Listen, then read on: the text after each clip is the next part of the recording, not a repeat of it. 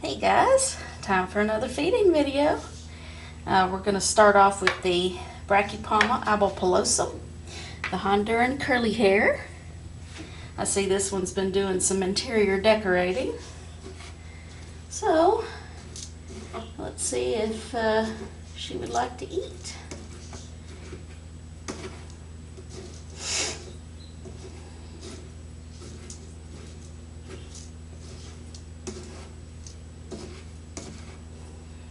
Assuming I could get a worm here. They're all buried at the bottom.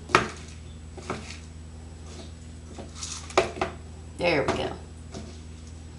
Come on. Time for your dinner.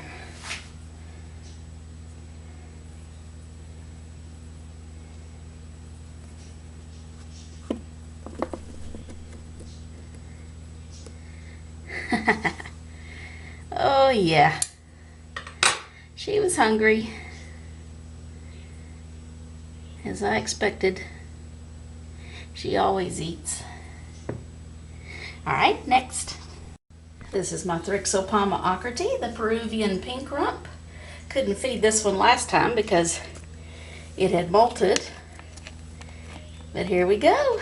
You can see that it was ready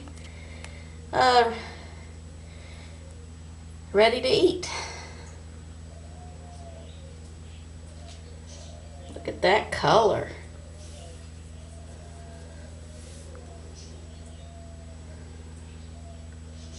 Gorgeous.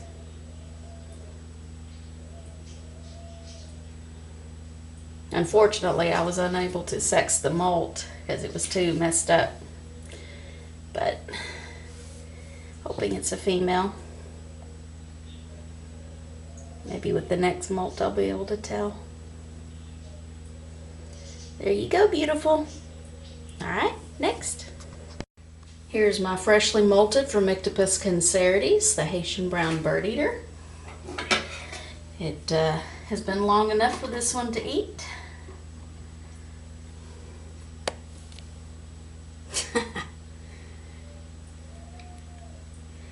Oh yeah. That worm's putting up a fight. That will easily lose.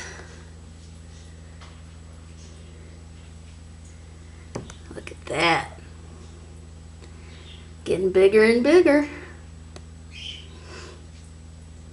And more attitude to go with it. Alright, next. Here's my Acanthoscurria geniculata, a giant whitening.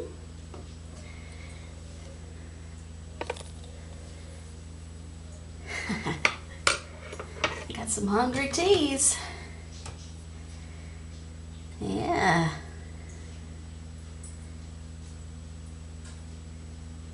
Awesome. Alright, next. Here's my Nhandu carapoensis, the Brazilian red.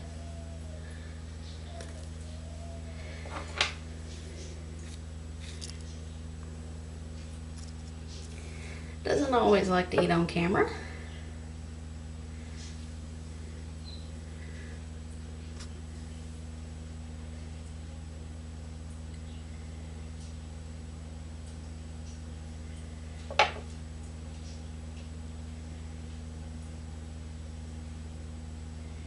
Nope, doesn't seem interested.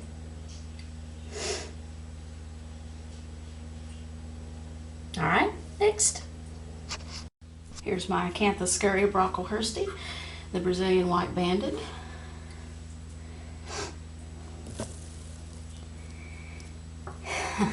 Instant. Like usual. This one dug out its cave. It had been closed up for a while.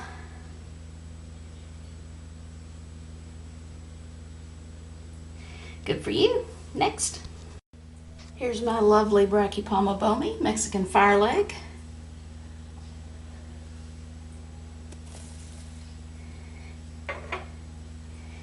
I think I decided to name this one Itchy because this one flicks hairs probably more than any of my teas, and causes me to itch. So I think this is a very appropriate name for a bee boehmei. What do you think? A little silly, but you know, that's how I roll.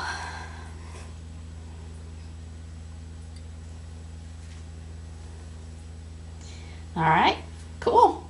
Next. Here's my Psalmopoeus irminia, the Venezuelan sun tiger.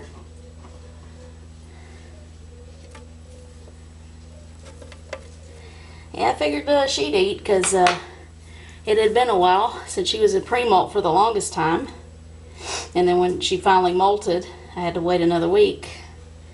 So I figured she'd take that. Cool. All right, next. Here's my freshly molted Aphonopelma seemanni, Costa Rican zebra.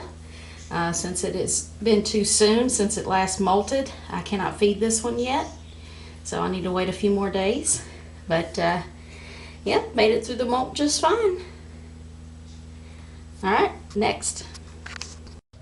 Here's my larger Brachypelma smithi, Mexican red knee.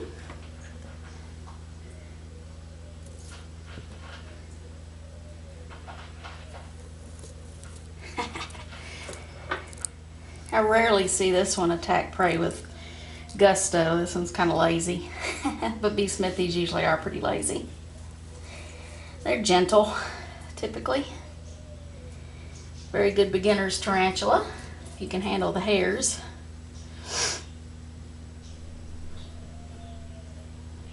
Oh yeah, gorgeous as ever.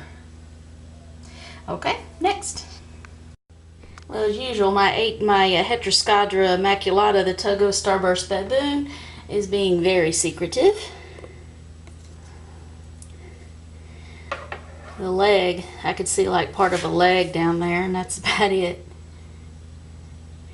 I have a question for those of you who are HMAC experts. When do they start showing, like if it's a female, when do they start showing the ivory color? Because I know when they're male, they're more of like a kind of an olive green color. Well, so far this one is an olive green color, and I don't know whether that's just the sling colors or if it's a male. So if you guys can let me know, I'd greatly appreciate it.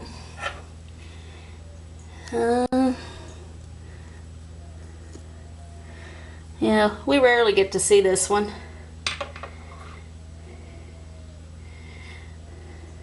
Like most of my old worlds, this one is very secretive. Alright, well, I don't think we're going to get to see this one today. We'll move on to the next one. Actually, that's about the best view we can get today of my HMAC. You can see her lipstick. I always thought that looked like lipstick. You know, the red around the mouth. Alright, go on to the next. Here's my Brachypelma vagans, the Mexican red rump. Yeah, I figured she was hungry. She likes to stay in her cave most of the time, but when I see her in different places in her enclosure, like I caught her right here, I figured she was waiting for prey to happen by. Look at that. Well, hope you enjoyed while you saw her. Yeah, she's a beauty. Alright, next. Here's my Chromatopelma, cyaneopubescens, the green bottle blue. Now this one has been refusing food, so it might be in pre-molt, but just in case it's not, sometimes it's hard to tell, and sometimes it's obvious, but I have a feeling this one is definitely in pre-molt. It must be in the earlier stages though, because the abdomen isn't obviously dark and swollen. Maybe just a little bit. But, whoop. Normally it would have taken that worm. So, yeah. just feast your eyes on that beauty. Camera definitely doesn't do it justice. It's like this one webs all the time, so you can't really judge this one by webbing whether or not it's in pre-molt.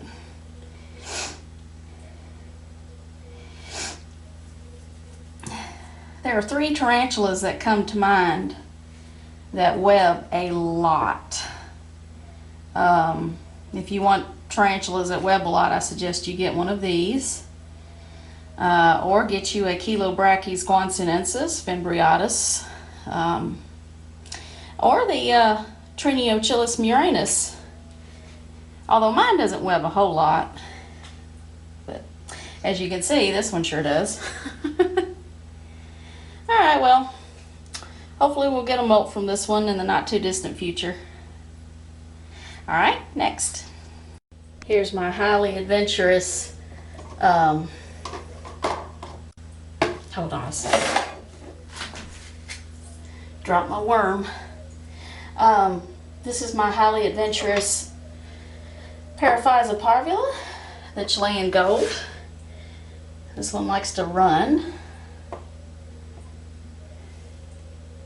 Whoop, that didn't help.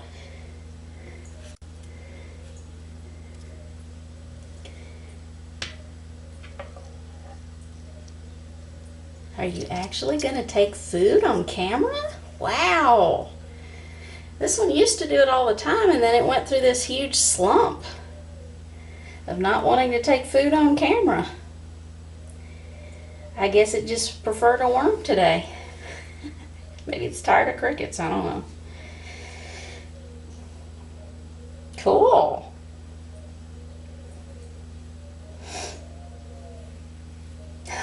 Look at those legs up in the air. That's cute.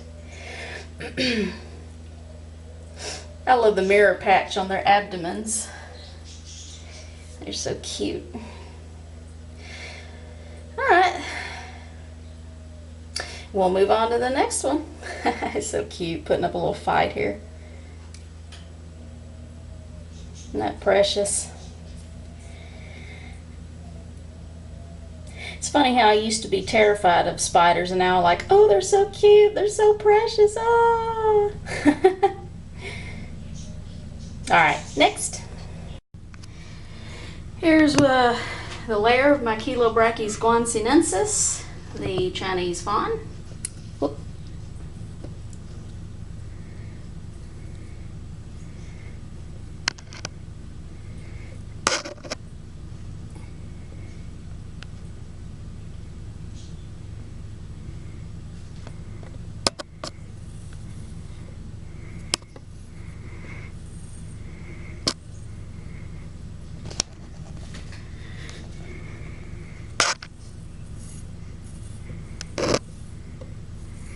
Well,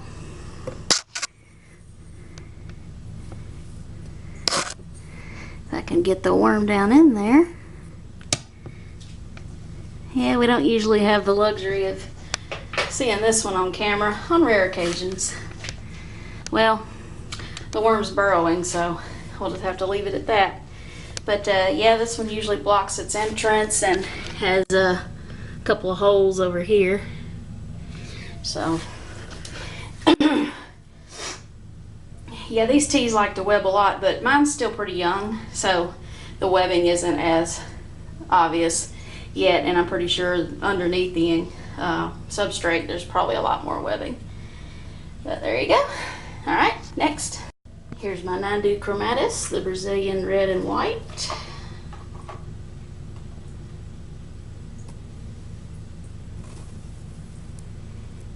Oh yeah. She likes to do that. You'll see the back end of her, and you drop something in there and all of a sudden she whips around and takes it. Imagine if that was your finger. She'd bite you before she realized that it's not food. They're very voracious eaters. Yeah, she's one of my special ones. One of my favorites. Alright, well, we'll next. Here's my Lasiodora parahybana, the salmon pink bird eater. Whoops, sorry.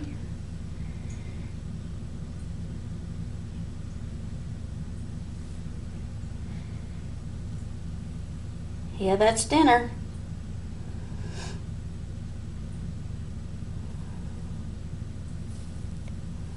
I figured you'd soon realize that. Awesome.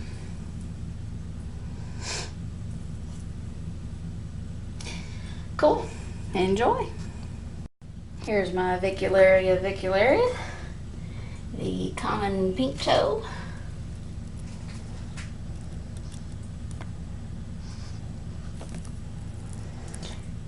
It was real funny with the last feeding video.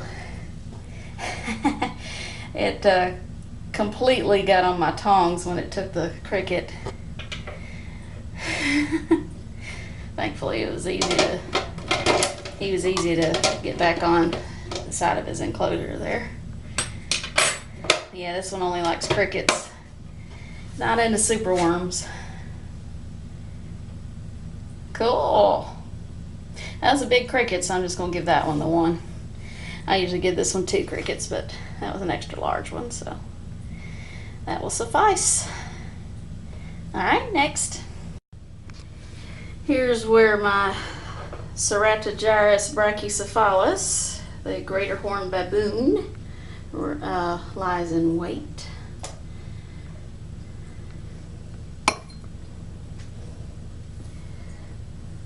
See if I can get it come up here. Sometimes she will, and sometimes she won't. Oh yeah, she's moving.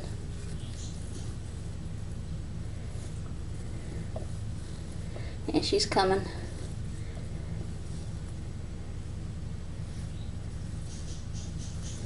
Come on. Show everybody your beauty. Well, maybe you don't.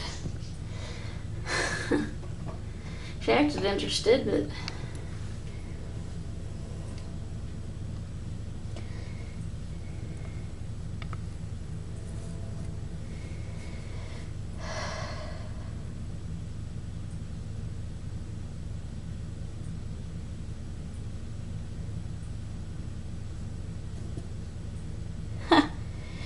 well, I guess part of a leg is better than nothing, but yeah, she got it. She took it down. Good. Sorry you didn't get to see that, folks, but she's one of my secretive ones. Alright, give her some water. That's that with that one. Alright, next. Here's my smaller Brachypelma albopilosum, the Honduran curly hair. Probably won't see an attack from this one, so I just wanted to update you. And I'm just going to put a little cricket in there, and we'll see if it eats. Alright, next.